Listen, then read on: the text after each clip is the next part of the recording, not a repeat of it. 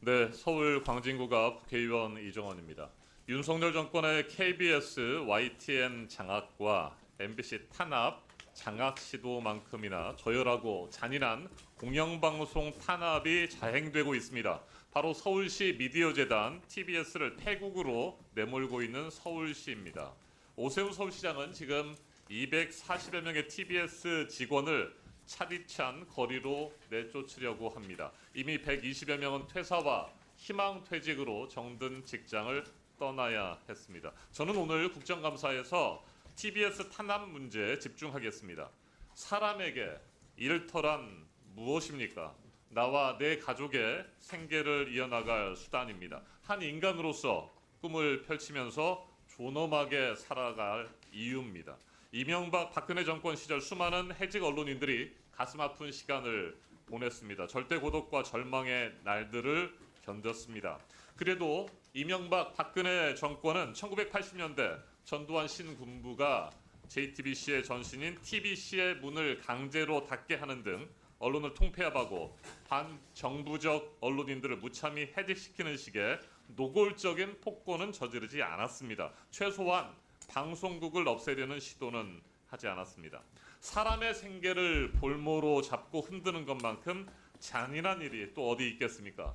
그래서 TBS를 폐국의 길로 몰아가는 서울시의 행태가 저는 가장 저열하다고 보는 것입니다. 모든 일이 미리 짜인 각본대로 진행되고 있습니다. 주연은 단연코 오세훈 서울시장입니다. 조연은 서울시의회 국민의힘 의원들과 오 시장의 지시를 받은 공직자들입니다.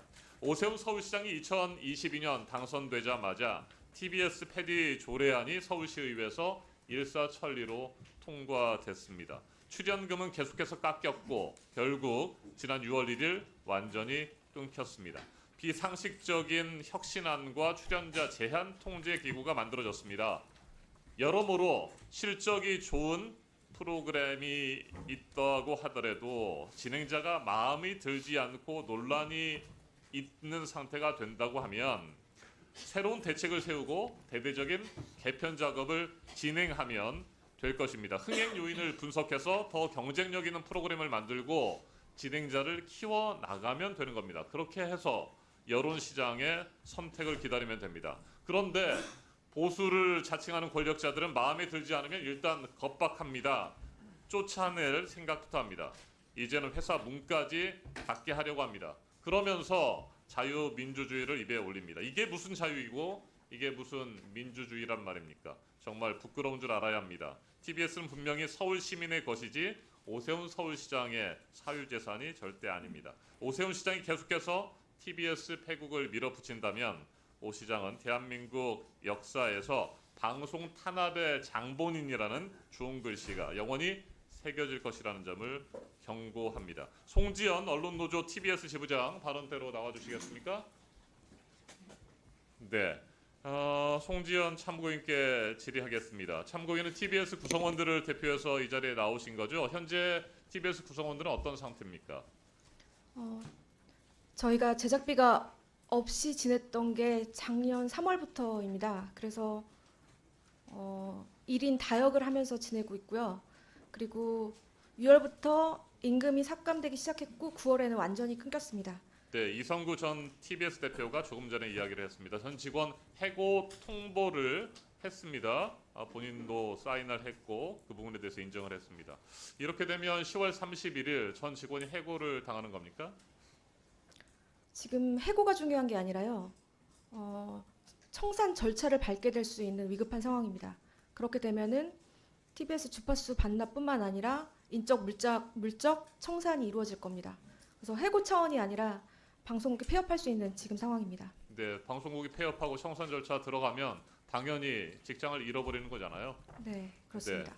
TBS가 편파적인 방송을 했다고 주장하는데 구성원들도 그렇게 생각합니까? 대한민국은 양심의 자유가 있는 나라고 보장되는 나라입니다. 구성원들마다 생각이 다 다릅니다. 그렇지만 저 개인적으로 TBS가 편파적이었는지 아닌지를 볼 때 박민의 KBS와 김백의 YTN보다 편파적이었는지에 대해서는 저는 잘 모르겠습니다. 네, 편파성과 관련해서 뭐 이견이 있을 수도 있고 논란도 있을 수 있습니다. 그렇게 된다고 한다면 문제를 제대로 파악하고 해법을 찾으면 되는 거 아니겠습니까? 개편도 있을 수 있는 것이고요. 네, 그렇습니다.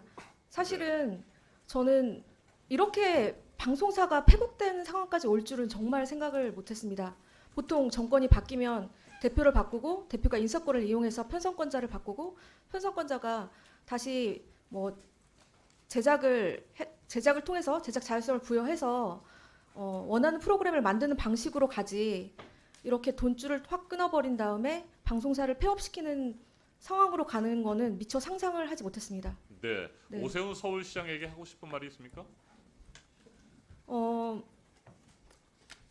저는 오세훈 서울시장이 당선됐다고 해서 서울시 의회 국민의힘 의원 다수가 서울 시민의 선택을 받았다고 해서 그 정권이 공영방송을 시민의 재산을 없앨 권한까지 준 것은 아니라고 생각을 합니다. 서울시 국민의힘 의원들은 시민의 명령이다, 국민 혈세로 편파방송을 했기 때문에 TBS는 없어져야 되는 것이 시민의 명령이라고 주장하는데 그 주장이 굉장히 오만하고 저급하다고 생각합니다. 만약에 이 주장을 받아들인다고 하면 대한민국에서 살아남을 수 있는 방송사가 얼마나 될지 궁금하고요. 또 하나, 만약에 그 논리대로라면 지난 4월 총선에서 민주당이 서울시 전체 민주당의 투표율이 더 높은 걸로 생각이 되는데, 그 논리라면 그러면 지금 이 미친 과정을 멈춰야 되지 않을까, 그렇게 생각합니다. 네, 알겠습니다. 시간 잠시 멈춰주시고요. 김별희 PD님 좀 앞으로 나와주시겠습니까?